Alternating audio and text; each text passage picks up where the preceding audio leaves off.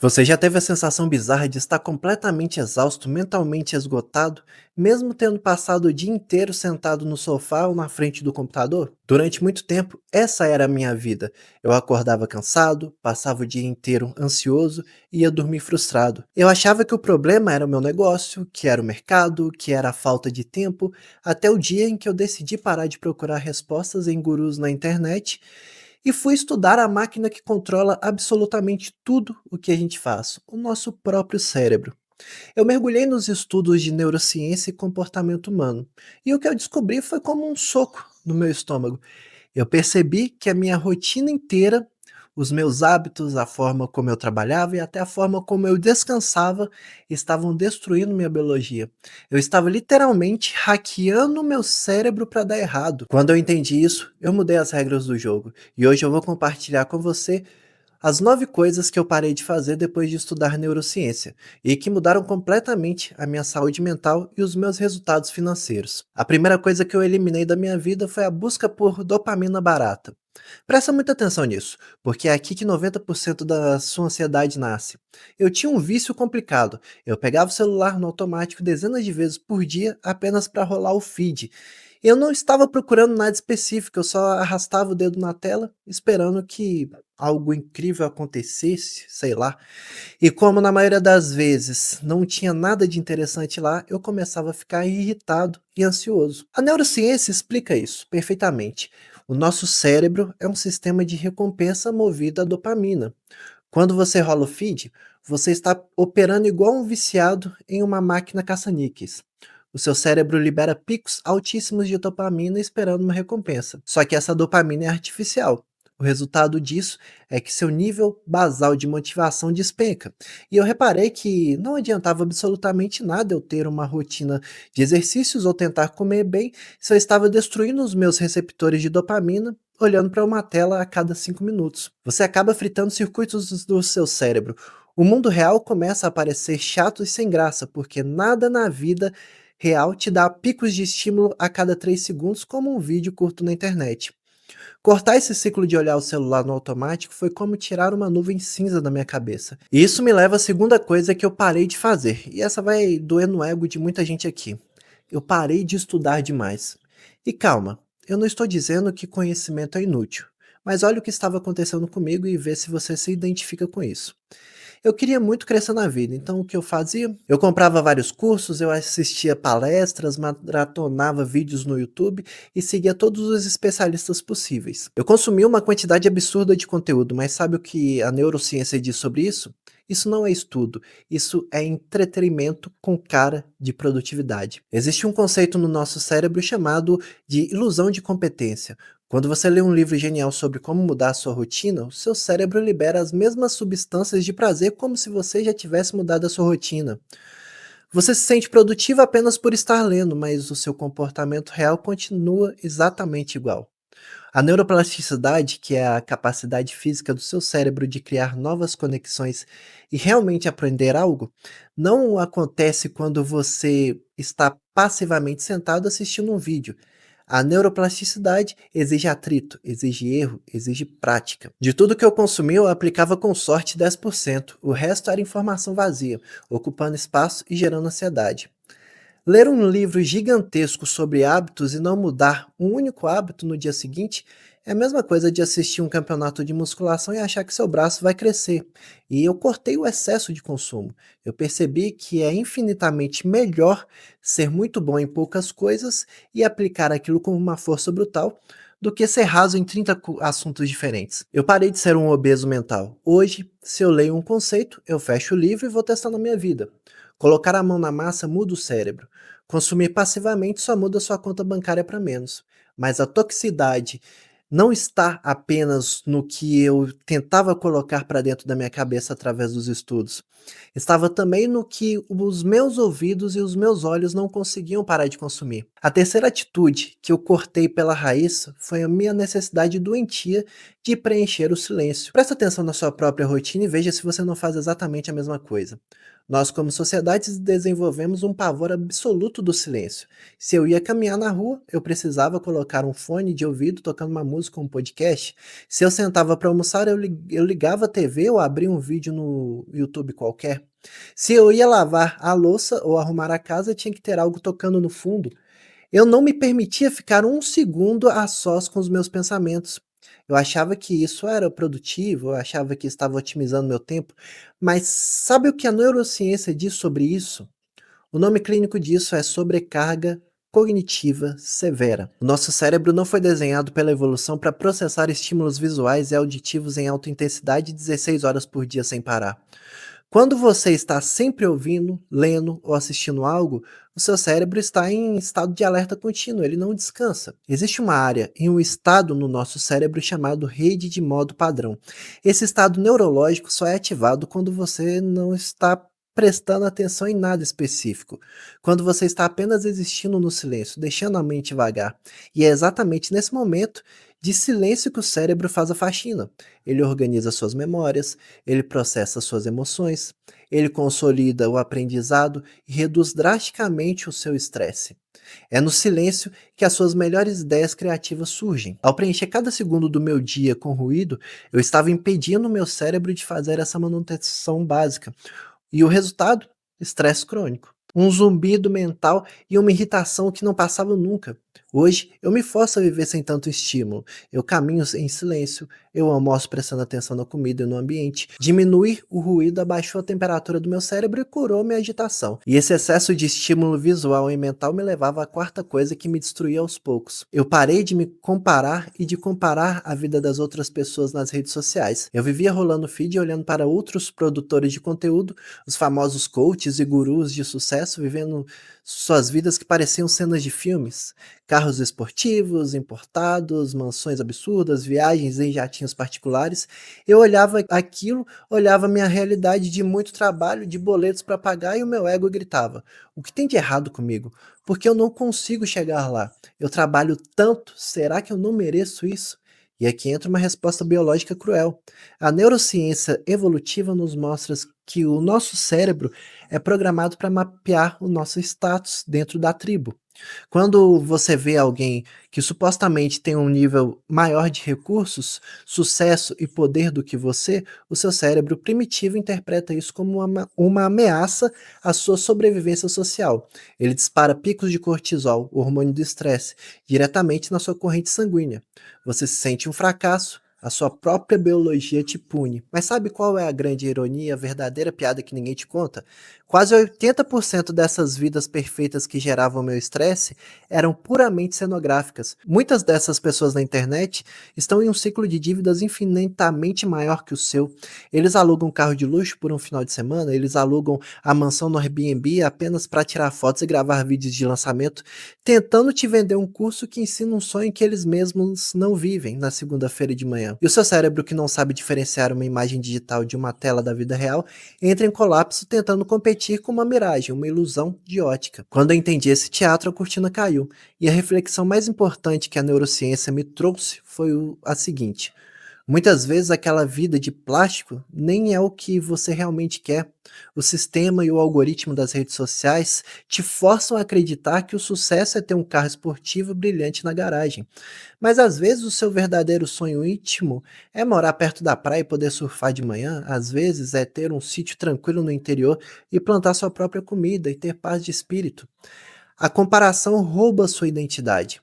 Hoje, eu sou 1000 vezes mais consciente do que eu quero para a minha vida. Eu defini o que é o meu sucesso, não o sucesso do Instagram, e é apenas por essa visão que eu luto. O meu cérebro parou de competir em uma corrida imaginária contra pessoas que nem existem de verdade.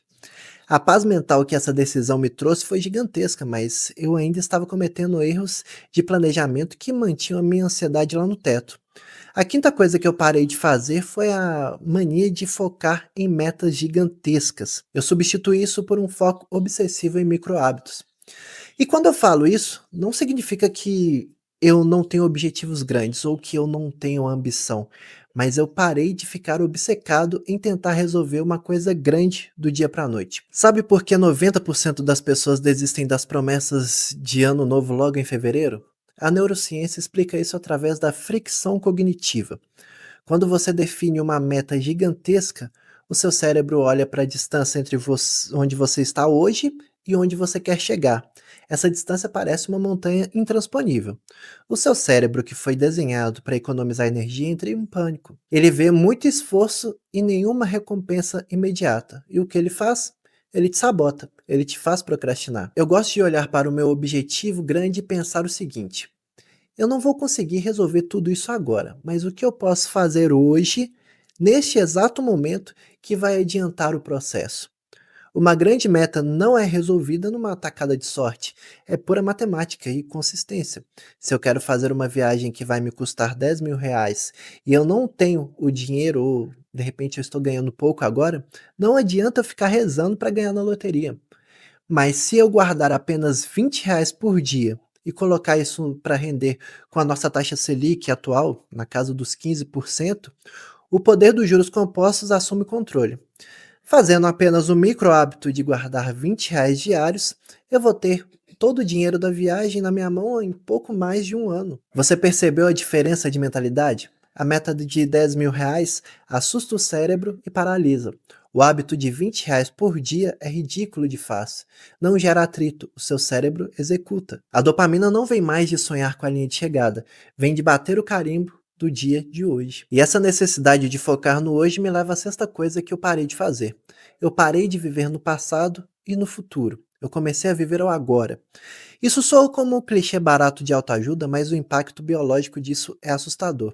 Eu tinha a péssima mania de ficar refletindo demais sobre os meus erros do passado, o que me gerava medo e me paralisava diante de novas atitudes, e ao mesmo tempo eu sofria pelo futuro. Eu acordava já com o peito apertado, pensando nas dezenas de coisas que eu tinha que resolver na semana que vem. O resultado disso é que o hoje simplesmente desaparecia.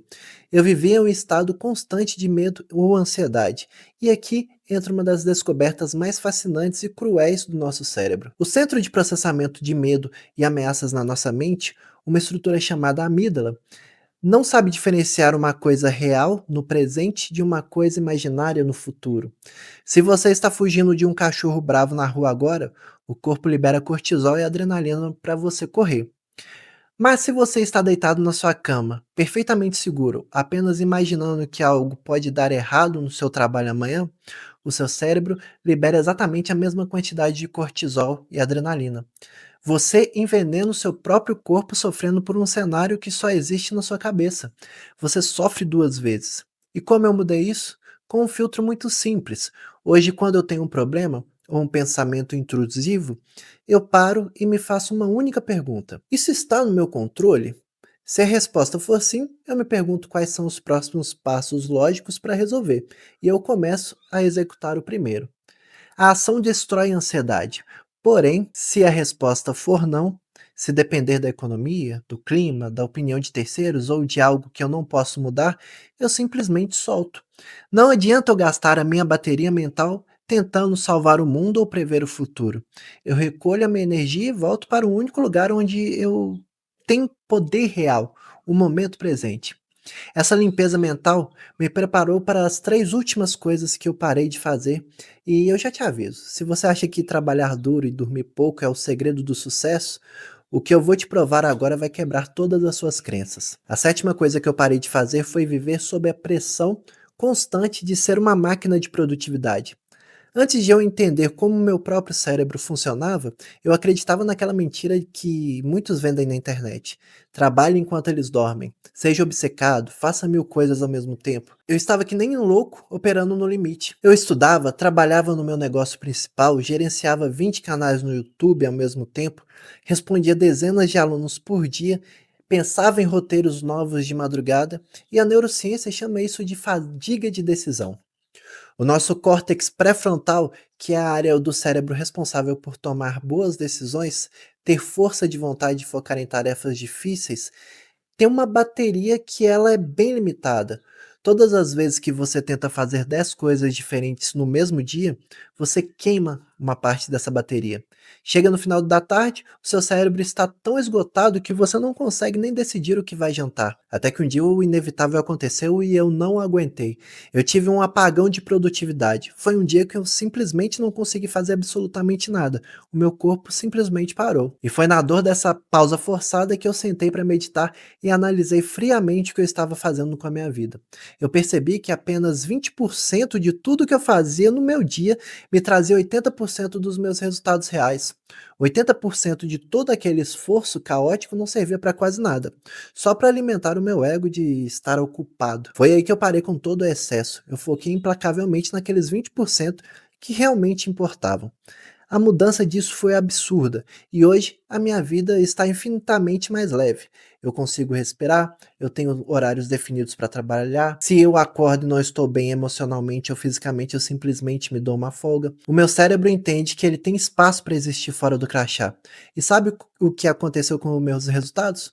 O meu faturamento não caiu, muito pelo contrário, ele cresceu, porque hoje eu executo as tarefas com clareza mental, com vontade real e com cuidado extremo, em vez de fazer mil coisas de forma medíocre só para preencher o dia. Isso me leva diretamente para a oitava coisa que eu parei de fazer. Eu parei de confundir entretenimento vazio com descanso verdadeiro. Eu achava que trabalhar direto das 8 da manhã às 10 da noite era o que faria de mim um sucesso. E é extremamente o inverso. A ciência do sono e do descanso mostra que o seu cérebro consolida o aprendizado, ajusta os hormônios e cria soluções criativas não quando você está trabalhando, mas quando você está descansando. O descanso faz parte do trabalho. Se você dorme bem e acorda com o tanque cheio, você é um super-homem na frente do computador. Muitas vezes, se eu tiro a manhã inteira só para cuidar de mim, eu vou trabalhar apenas na parte da tarde, eu rendo muito mais do que se eu tivesse ficado o dia inteiro brigando com a tela do computador. O trabalho se expande para preencher o tempo que você dá a ele. Mas a grande virada de chave, a grande mentira da nossa geração é o que nós consideramos descansar. Chegar em casa depois de um dia estressante, jogar o corpo no sofá e passar 3 horas afundados no celular, assistindo a vídeos curtos ou consumindo porcaria na internet não é descanso. O seu corpo está parado, mas o seu cérebro está a 200 quilômetros por hora processando imagens, sons e dopamina barata. Isso só te deixa ainda mais exausto e irritado no dia seguinte. Descansar é parar e não fazer absolutamente nada. É dormir 8 horas por noite. É sentar para conversar olho a olho com a sua família e amigos, sem uma tela na frente. É se envolver em um hobby que você gosta genuinamente. Faça um teste com você mesmo agora. Qual foi a última vez que você sentou em uma escada no degrau da sua casa e ficou simplesmente observando nada sem nenhum estímulo externo? Qual foi a última vez que você deitou no chão e ficou olhando as nuvens passando no céu? Antes da internet isso era algo bem comum, o tédio era natural. Hoje em dia quase ninguém faz isso, porque nós temos pavor de encontrar os nossos próprios pensamentos. Faz um favor para o seu cérebro, experimenta ficar pelo menos 20 minutos por dia assim, em um estado de tédio intencional. Deixe o motor da sua mente esfriar. Você vai ver a máquina imbatível de foco que você vai virar no dia seguinte. A nona coisa que eu parei de fazer depois de entender como meu cérebro funcionava foi a mais dura de engolir, porque ela não envolvia apenas a minha mente, ela envolvia a máquina inteira. Eu parei de tratar o meu corpo como se ele fosse uma lixeira, achando que o meu cérebro sairia ileso disso. Quando nós somos mais novos, na casa dos 20 anos, o corpo humano é um milagre da biologia. Ele aceita qualquer desaforo. Você dorme mal, come lixo, bebe, não faz exercício, vira à noite trabalhando e no dia seguinte você acorda inteiro. Se você machuca no outro dia, tá tudo certo, a recuperação é mágica, mas quando você passa dos 30 anos, a biologia não perdoa. A conta dos seus excessos começa a chegar com juros. Aquela dorzinha no joelho que passava em um dia, agora demora semanas e te faz marcar um médico. Uma virose simples que antes curava tomando água, agora faz um estrago e te derruba na cama. Na neurociência, existe uma regra absoluta. O seu cérebro e o seu corpo não são duas coisas separadas, elas são o mesmo sistema. O seu cérebro consome cerca de 20% de toda a energia do seu corpo. Se o seu corpo está inflamado por excesso de açúcar, comida ultraprocessada e sedentarismo, o seu cérebro fica lento, você tem uma névoa mental, você fica esquecido, irritado e depressivo. Não adianta ler 1000 livros de desenvolvimento pessoal se o seu sangue está grosso e não leva oxigênio direito para sua cabeça. Já faz uns 10 anos que eu decidi me alimentar de forma saudável, comendo comida de verdade, aquilo que vem da terra e não de um pacote de plástico, fazendo musculação, patinando, fazendo trekking. Mas o maior choque de realidade que eu tive, a verdadeira prova de fogo de que meu corpo dita o que acontece na minha mente, aconteceu durante a pandemia. Como todo mundo, eu fiquei trancado em casa. A academia fechou, a rotina foi para o espaço, o estresse bateu lá no teto e o resultado disso, eu engordei 25 quilos. 25 quilos de inflamação e peso mortos carregados todos os dias. Eu nunca vou esquecer o dia em que a minha ficha caiu, o dia que eu cheguei no fundo do poço físico. Eu estava na rua, eu sentei no passeio da calçada para esperar minha esposa, tentei puxar o ar e percebi que eu não conseguia respirar direito. A minha própria barriga e o meu próprio peso estavam pressionando os meus pulmões e o meu corpo estava sufocando. Foi um momento de terror silencioso e humilhação pessoal. Ali sentado no passeio, sem conseguir puxar o ar, eu tomei uma decisão inegociável. Eu não ia aceitar aquele destino. Eu resolvi dar um jeito dentro de casa, sem a desculpa de que não tinha academia aberta. Eu comecei a treinar com o que eu tinha, e a mágica aconteceu. A minha qualidade de vida explodiu. Quando você faz exercícios físicos pesados, o seu corpo libera uma substância chamada BDNF. É uma proteína que funciona literalmente como um adubo para o cérebro. Ela cria novos neurônios, ela fortalece sua memória. Se você quer ser um empreendedor melhor, um profissional mais inteligente, se você quer ter o foco para ganhar mais dinheiro, você precisa levantar peso e suar. Se você aplicar metade do que conversamos aqui, a sua clareza mental amanhã de manhã já será 10 vezes maior do que da maioria das pessoas que estão lá fora vivendo no automático, escravas da própria ansiedade. Se esse vídeo te tirou da inércia, se ele bateu naquelas feridas que você estava fingindo não ver, não vá embora sem assumir um compromisso com você mesmo. Clica no botão de se inscrever aqui embaixo. O algoritmo da internet passa o dia inteiro tentando te emburrecer e roubar a sua atenção. Ao se inscrever aqui, você treina o sistema para te entregar aulas que constroem a sua arquitetura mental e a sua liberdade. E para você continuar essa blindagem do seu cérebro, eu deixei um vídeo aqui recomendado na tela. Nele eu falo exatamente sobre como nós fomos ensinados a ter vergonha de prosperar e porque a única forma de sair da corrida dos ratos é mudando a forma como você enxerga o seu próprio tempo. Clica lá e vai assistir que a gente continua subindo o nível por lá. Limpe o seu cérebro, cuide da sua máquina, um abraço e vai executar.